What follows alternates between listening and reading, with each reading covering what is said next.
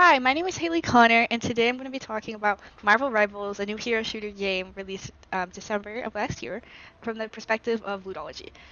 So first, I'll touch on the constitutive Ludology of this game, the constitutive rules. There are three different classes of characters in this game. You can have either the Vanguard, which is, for example, we have the Hulk marked with these two arms. These are going to be like our traditional tank characters. They're going to have a lot of HP but not be as hard hitting, and their main job is absorbing damage.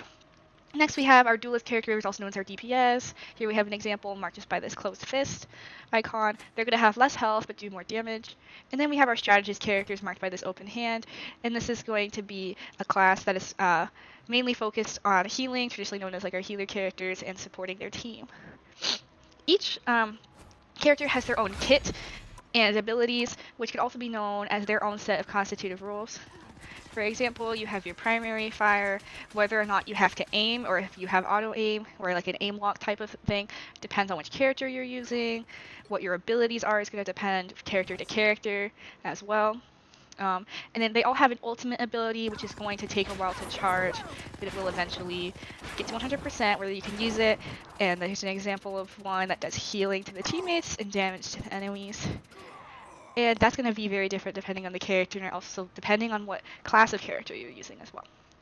So the constitutive rules for this game are pretty simple. You're on teams of 6 against teams of 6, fighting for an objective to have the most capture time on an objective and reach it to 100%. And that will be called kind of like a capture the flag type mode. Not capture the flag, King of the Hill, sorry. Like a King of the Hill type mode. And then you will also have like a convoy mode where you're pushing like a vehicle of sorts all the way to the end and the other team is trying to stop you. So I'm going to go into Quick Match with one of my friends and show you some of the gameplay and talk more about the regulative rules behind the game. You'll need a top-notch team to win this one. I'm going to start off being a Vanguard character, showing you what that looks like. I'll switch and try one of each, just to talk about the different regulative rules that happen with each class. Here are all of our tanks right here. Here are all of our duelists or DPS. You can see there's a vast majority of characters and our healer strategists at the bottom. Magic is not to be owned. So I'm playing the character Doctor Strange. You can see I have my primary fire, which is just my left click. Most characters will also have a right click ability. For me, this is holding right click. I have a shield. I also have the ability to fly temporarily and one other ability that's a bit more complicated, so I won't go too much into it. And then also the ability to teleport my team by creating a portal. But that has a very long cooldown, and it's one of those things that is highly situational. So, as you can see, my teammates are marked with the blue, and enemies are highlighted in red. My main job, as far as regulative rules go, as a tank or a Vanguard character, is to protect my backline and the rest of my team. Backline characters are going to be like this character right here. This is a healing character, so I want to make sure that I keep them alive. And our healing character is really going to be our highest priority for protection. You can see I'm trying to block them from this person attacking them right now. Oh no, and they died. But that's okay. They will respawn soon. Respawn takes about 6 seconds to respawn after it died. And here you can see they're coming back out. This is one of the maps where the constitutive rule is to push this all the way to the end of the map successfully without the enemy team contesting it long enough that you ran out of time. I can play somewhat aggressively as tank and try to get kills, but really my main focus is going to be trying to protect the rest of my team. My main objective here should be to absorb as much damage as possible so that it's not going to the rest of my team. And so that they can stay alive, since they have a lot less health points or HP than I do.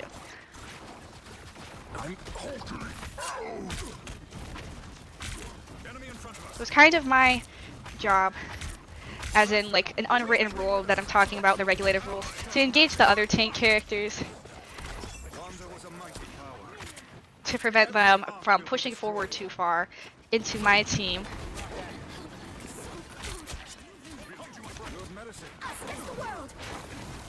Another regulative rule that is kind of embedded into a constitutive rule is that the more people that stay on the objective, the faster it's going to go. So you really want to make sure that you're not pushing too far forward and abandoning your objective here by being kill hungry, because then it's not going to go as fast. This would seem like it's kind of obvious, but a lot of people just kind of get caught up in the fighting and abandon the objective to push forward farther. Then that opens up opportunities for the enemy team to sort of go backwards and get behind you and take it back, or just make it go too slow where you're going to run out of time. And since we've successfully captured the first point here, when I get the chance, I'm going to switch to a DPS character. Oh, that's someone talking in voice chat. I probably should have muted that. At least they're being nice. As soon as I get the chance here, I'm going to switch to a DPS character and talk about the different regulative rules associated with it. As you can see on the bottom right, I have my ultimate ability available. But I'm going to wait to use that until I get a DPS character, just because it's a little more interesting. It will make a little bit more sense when I'm talking about the regulative rules and the meta behind when you want to use your ultimate ability. It is definitely not ever a good idea to use it as soon as you get it, unless it just coincidentally happens to be a good time to use it. You want to make sure that you're saving it for a time that is going to benefit your team the most. Another important part of gameplay would be using pings like this to highlight enemies so that my team knows where enemies are. For example, if there's one behind us, you can see I tagged them so that my teammates can see where they are. And hopefully my DPS on my team can take care of that a little bit. And they're still back here trying to get to my backline, so I'm going to try to intervene to help protect.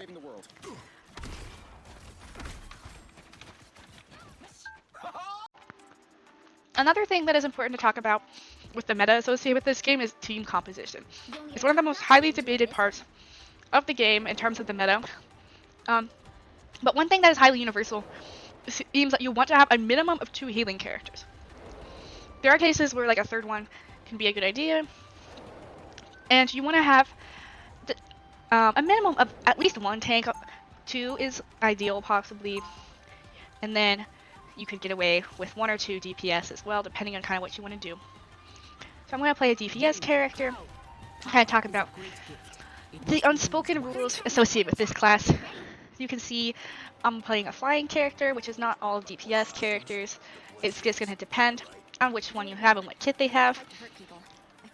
I have my primary fire. On this one, I have a right click that just does a big beam of damage. And one of the special things about this character, Storm, is that she actually sort of has a supportive role as well. You can see the area, this big sphere I have on the ground surrounding me.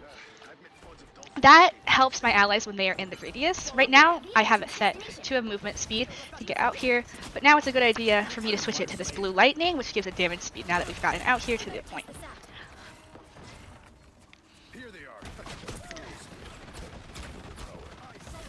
The main point for me as a DPS is to be obviously getting kills as much as possible, but I should also take part in defending my healers as well, because if the healers go down, I'm likely going to go down as well. And oftentimes other DPS will come and target the healers, like this character right here in white, and this character in red.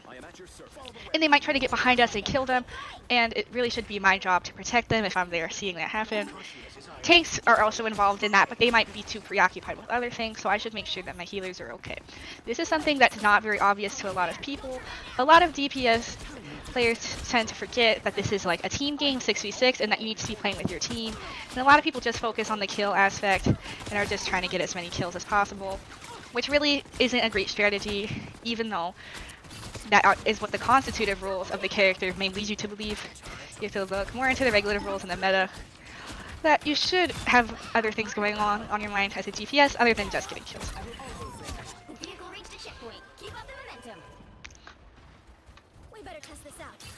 Another thing that's important with DPS characters specifically is the placing of my ultimate ability and the timing of that as well. My ultimate ability as a DPS character is just going to be focused on doing a lot of damage, and I'm going to be trying to get hopefully at least 2 people on the other team down with it.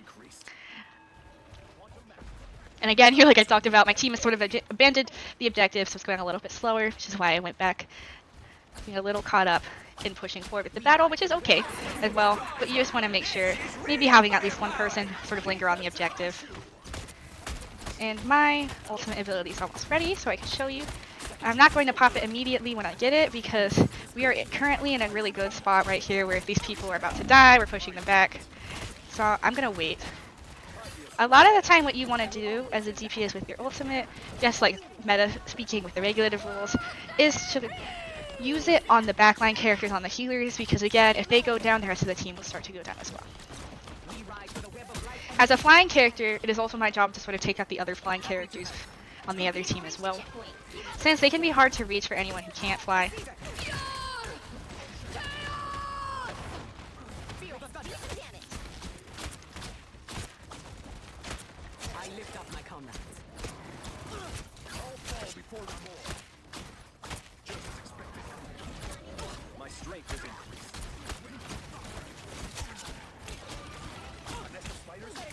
And I'll go ahead and find an opportunity to use it so that I can show you what some good timing and positioning might look like. The ultimates can often change the course of the entire game, so it's really important that I pay attention to when I'm using it and how I'm using it, instead of just seeing it go off and be ready. And here I'm going to use it to try to take out this tank healer combo, and I successfully got both of them that were kind of the front line, so that was probably a good decision. Alright, and now I'm going to show you one of the most controversial classes when it comes to the meta. I'm going to be healing. Playing a healer character isn't necessarily the most difficult per se, but it definitely earns you the most criticism from your teammates. A lot of people just blaming you if they die, not understanding that they can't be healed if they get too far away, etc. It's also important for me to talk about that there are meta characters in this game. The characters that perform the best, especially in competitive situations, just based on their abilities, their stats, etc. The character I'm playing right now is called Cloak and Dagger, and she, as of recently, it might have changed as the meta for the best characters is constantly changing with adjustments made by the developers, but somewhat recently, she is definitely considered to be one of the meta healers in the game just because she puts out a lot of healing, as well as her ability to switch to a DPS character like that. Dagger is the character I'm playing right now, the healing one. And then I could also switch to being the DPS character if I want. Right now I'm in a tight situation, kind of have all my tanks on critical, and I got eliminated, so we're definitely gonna get pushed back pretty far. Seems like most of the team was eliminated there. The other team seemed to be pretty aggressive up front, and sometimes it can be hard to counter that as a healer because you just have too many people on critical at once, and not a lot you can do about it. I'm gonna throw down a healing aura for him, but again, it's also sometimes hard to heal teammates because they don't see abilities. Looks like he maybe didn't really see that I put down the bubble or chose to go out of it. And then also I'm going to be targeted a lot by DPS characters like that. Well, I got revived, but that are called like flanker characters, DPS characters that specialize in going behind the enemy team to take out a lot of their backline, like their healers. So I'm probably going to die a little bit more as like a healer character than I did as, let's say, like a tank. And I can see one of them coming for me right now, so I'm going to try to move and hide a little bit.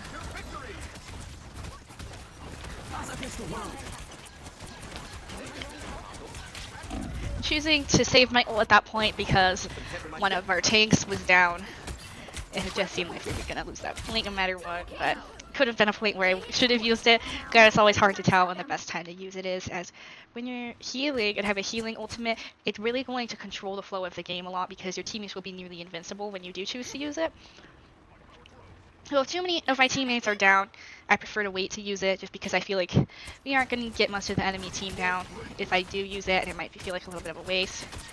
And here I'm going to switch to a DPS character because my tank is... Oh, that was an ultimate ability that wiped me out. You can see him lurking, targeting the healers.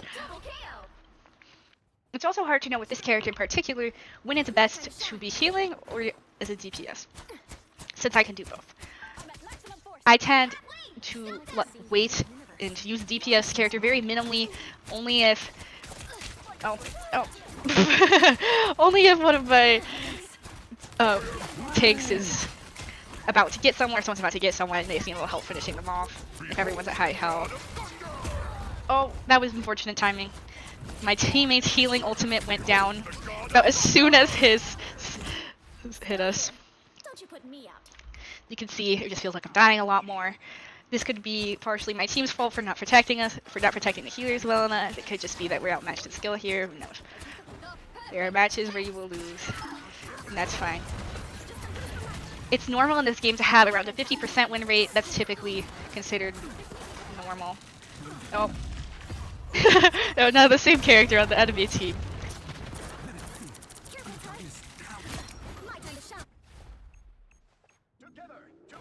I'm going to go ahead and show you healing ultimate ability. Now is not going to be a good time because you can see we only have two. Now one teammate's out there in the field.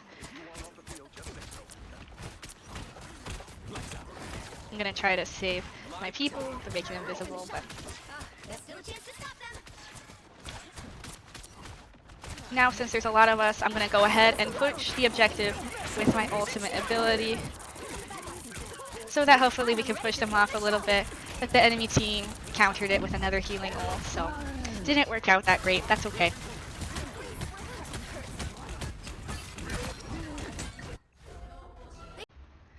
One last thing that I wanted to end with after showing you some gameplay and explaining how the meta works is touching on the meta characters as well, because that's a very large thing in any sort of hero shooter where characters have different kits, is you're going to have characters that just perform statistically much better than the other ones, especially in competitive situations.